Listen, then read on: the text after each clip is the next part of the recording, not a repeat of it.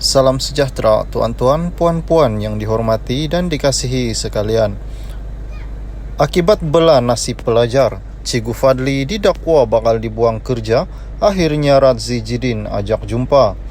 Tular di media sosial berkenaan aktivitis yang juga ikon guru Malaysia Cikgu Muhammad Fadli Saleh yang mendakwa berdepan tindakan buang kerja atau diturunkan pangkat gara-gara lantang menyuarakan masalah sistem pendidikan termasuk silibus matematik dan isu beg berat.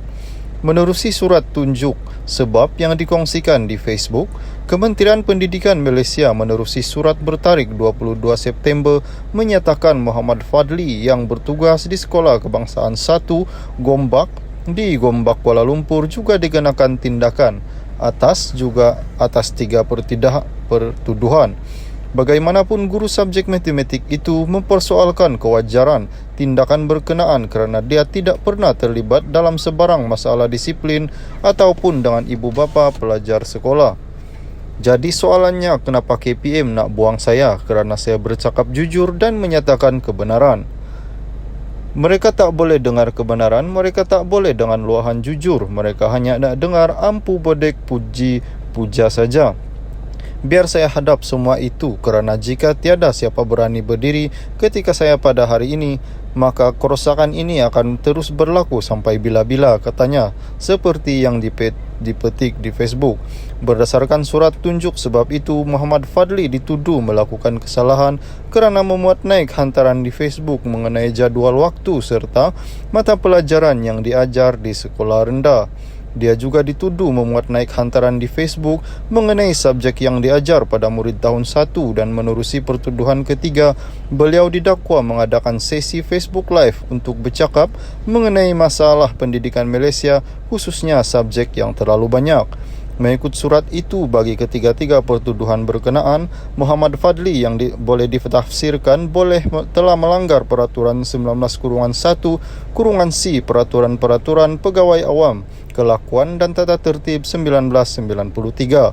Beliau diminta membuat representasi secara bertulis dengan mengemukakan alasan dan bukti bagi membebaskan diri daripada kesemua pertuduhan itu dalam tempoh 21 hari daripada tarikh penerimaan surat terbabit. Dalam pada itu, Muhammad Fadli berkata dia menggunakan platform media bagi menyuarakan kebimbangannya tentang masalah dalam sistem pendidikan susulan saluran rasmi yang digunakan sebelum ini tidak berhasil. Katanya pelbagai teguran sudah dibuat, namun kesemuanya dipandang sepi.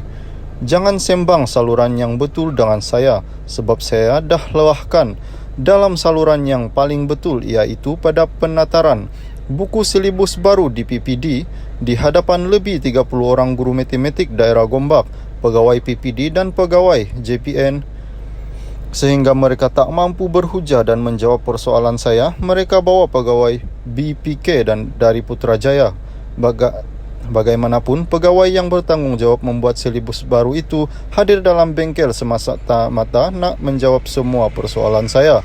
Dan sampai ke saluran paling betul itu langsung tak beri kesan apa-apa, bahkan makin menyusahkan.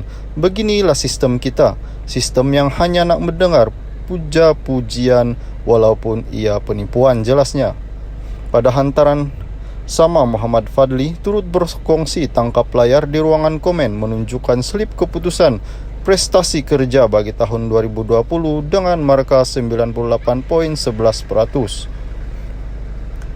Luahan Muhammad Fadli yang dikongsikan semula lebih 79,000 pelayar Facebook dengan 25,000 komen itu akhirnya turut mendapat perhatian Menteri Kanan Pendidikan Datuk Dr. Muhammad Radzi Muhammad Jidin. Beliau menerusi hantaran di Facebooknya memaklumkan ingin mengetahui lebih lanjut perkara yang dibangkitkan Muhammad Fadli. Saya tertarik untuk lebih lanjut perkara yang dibangkitkan Cikgu Muhammad Fadli Saleh. Kalau cikgu ada kelapangan masa, boleh kita berjumpa, katanya ringkas.